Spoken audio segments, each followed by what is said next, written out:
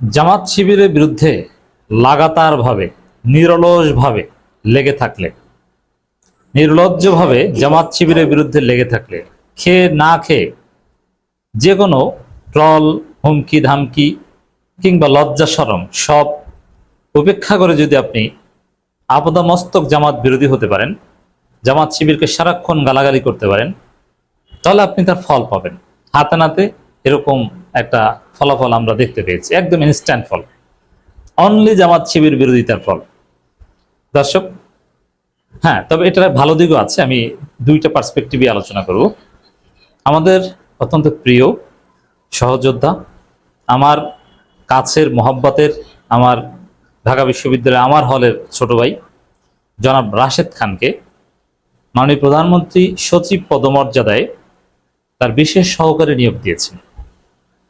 এটার তাৎপর্য কি? দর্শক, প্রথমে নেতিবাচক তাৎপর্য আলোচনা করব, তারপরে ইতিবাচক তাৎপর্য আলোচনা করব। নেতিবাচক তাৎপর্য হচ্ছে, জনাব রাশেদ খান তিনি গণ অধিকার পরিষদ করতেন, গণ অধিকার পরিষদ ছেড়ে তিনি বিএনপিতে যোগ দিয়েছেন, যেটা সুস্পষ্টভাবে তার নীতি নৈতিকতা বিসর্জন দিয়ে লোভে পরে এটা করেছেন। কিসের লোভ? এমপি হওয়ার লোভ, যে বিএনপিতে আসলে এমপি হওয়া যাবে, আর গণ অধিকার পরিষদের নতুন ধারার রাজনীতি করলে হয়তো এবার এমপি হওয়া যাবে না, আরো ধৈর্য ধরতে হবে।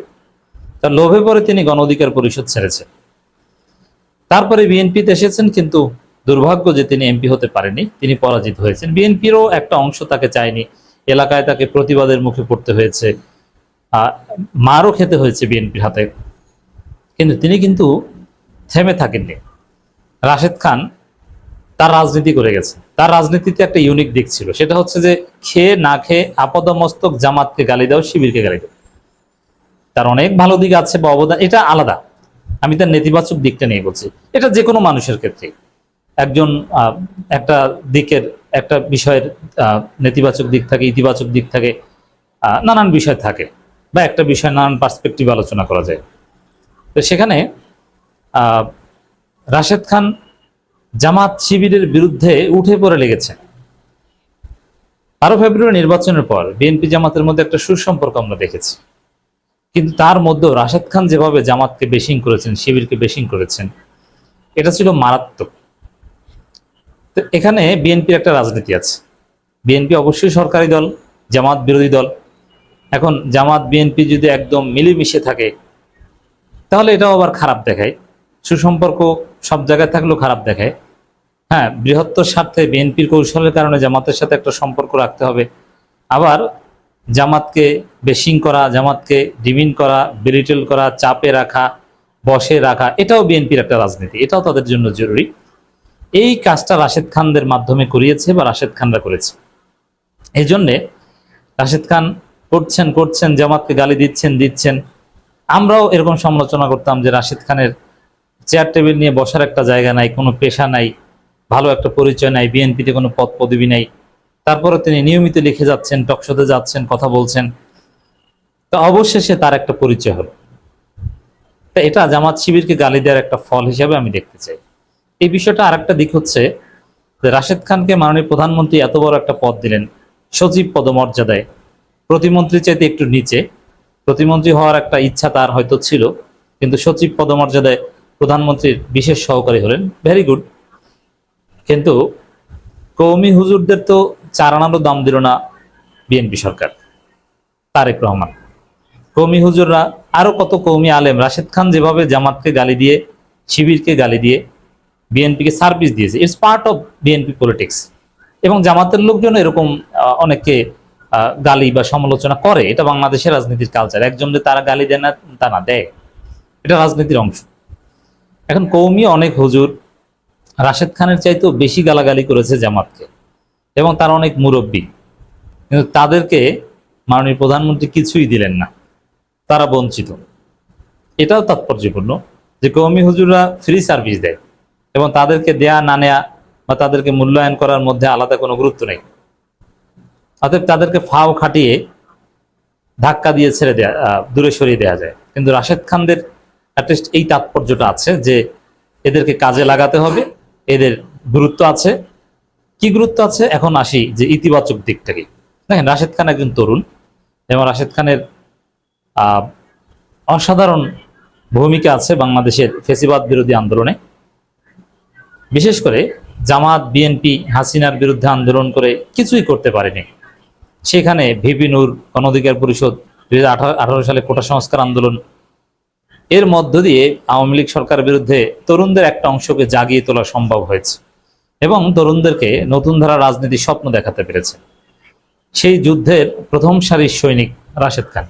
রাশেদ খান নির্যাতিত, মজলুম, আওয়ামী লীগের হাতে মার খেয়েছেন, ছাত্রলীগের হাতে মার খেয়েছেন। রাশেদ খান একদম প্রান্তিক পর্যায় থেকে উঠে আসা প্রান্তিক ফ্যামিলির ছেলে। তাকে অনেক আর্থিক কষ্টে ভুগতে হয়েছে। তার যমজ ছেলে সন্তান আছে, তার সংসার চালাতে কষ্ট হয়েছে, বাসা ভাড়া দেয়া, বাচ্চাদের দুধ কিনে খাওয়ানো, চিকিৎসা করানো, অনেক সংগ্রামী জীবন তার। রাশেদ খানের অনেক সমালোচনা করি, মাঝে মাঝে কিছু কটূক্তিমূলক কথা বলি এবং ভবিষ্যতে হয়তো আরো বেশি বলবো, যেহেতু এখন তিনি সরকারি দায়িত্ব পেয়েছেন। সরকারের সমালোচনা তো আরো বেশি করতে হবে, কিন্তু তার সংগ্রামী জীবন এটা আমাদের কাছ থেকে দেখার। এই রাশেদ খান যদি জাতির বৃহত্তর স্বার্থে আন্দোলন না করতেন, কোটা বিরোধী আন্দোলন, হাসিনা বিরোধী আন্দোলন, এগুলো না করতেন, তাহলে তিনি কমপক্ষে একটা ব্যাংকের সিনিয়র অফিসার হতেন। এখন মোটামুটি 1-1.5 লাখ টাকা, 2 লাখ টাকা বেতন পেতেন। একটা সেফ জীবন হতো, নিরাপদ একটা জীবন হতো। তার পরিবারের মুখে হয়তো হাসি পড়তো, কোনো চ্যালেঞ্জ সংগ্রাম এগুলোর মধ্যে পড়তে হতো না। কারণ ঢাকা বিশ্ববিদ্যালয়ের রাশেদ যে ডিপার্টমেন্টে পড়েছে, তার যে মেধা ছিল, কমপক্ষে হলে একটা ব্যাংকের সিনিয়র অফিসার পদে, এমটিও পদে তিনি ঢুকতে পারতেন। কিন্তু না, তিনি কিন্তু ওই পথে যাননি। তিনি সংগ্রামের পথ বেছে নিয়েছেন, কষ্টের পথ বেছে নিয়েছেন, জেলের পথ বেছে নিয়েছেন, নির্যাতিত হওয়ার পথ বেছে নিয়েছেন এবং তার পরিবার অনেক কষ্ট করেছে। তা সেই জায়গায় রাশেদ খানের মতো একজন মজলুম, আমি যেহেতু তাকে চিনি, কাছ থেকে দেখা, তার সংগ্রামের কথা জানি, অনেকেই তার মতো এত কষ্ট করেনি। ঢাকা বিশ্ববিদ্যালয় থেকে শিবির করা লোকজন, তারা ক্যারিয়ারে প্রতিষ্ঠিত, তারা অনেকে ধনী, উন্নত দেশে উন্নত জীবন, এবং অনেকে প্রতিষ্ঠিত আইনজীবী, অনেকে বিসিএস ক্যাডার। হয়তো রাশেদ খান নির্যাতিত, মজলুম। তো সেই জায়গায় রাশেদ খান যে মূল্যায়ন পেয়েছেন, সচিব পদমর্যাদায় নিয়োগ পেয়েছেন, এটা আমি মনে করি যে তার জন্য একটা পুরস্কার, আল্লাহর পক্ষ থেকেও একটা যা হতে পারে। একদিকে রাজনৈতিকভাবে দেখলে জামাতকে গালি দেওয়ার একটা রাজনৈতিক পুরস্কার, আবার তিনি যে জুলুমের শিকার হয়েছেন, আল্লাহর পক্ষ থেকেও একটা পুরস্কার। এবং এটার আরেকটা দিক হচ্ছে যে তরুণরা গুরুত্ব পাচ্ছে। যেমন এই জামাতের মতো বড় দলে আপনারা দেখছেন যে ছোট ছোট বাচ্চা ছেলেরা, তারা এনসিপির হয়ে জামাতের রিসোর্স ব্যবহার করে এমপি হয়ে গেছে, জামাত তাদেরকে এমপি বানিয়েছে।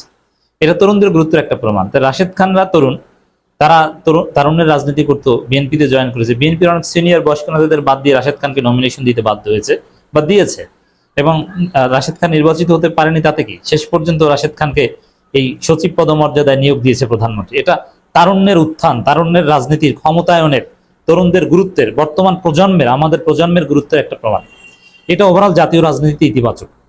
যেমন একসময় মুক্তিযোদ্ধারা এরকম গুরুত্ব পেতেন, যে এমপি না হতে পারলো তাকে একটা কিছু দিতে হবে। আবার 90-তে যারা আন্দোলন করেছে তাদেরকে এভাবে নানান জায়গায় মূল্যায়ন করা হতো। এখন রাশেদ খানরা এরকম মূল্যায়ন পাচ্ছে। জামাত জোটেও, বিএনপি জোটেও যে রাশেদ খানকে এই মূল্যায়ন করেছে, আমি বিশ্বাস করি এই পথ ধরে বিএনপিতে আরো যারা তরুণ আছে তারাও এভাবে মূল্যায়িত হবে। In this sense it's very positive.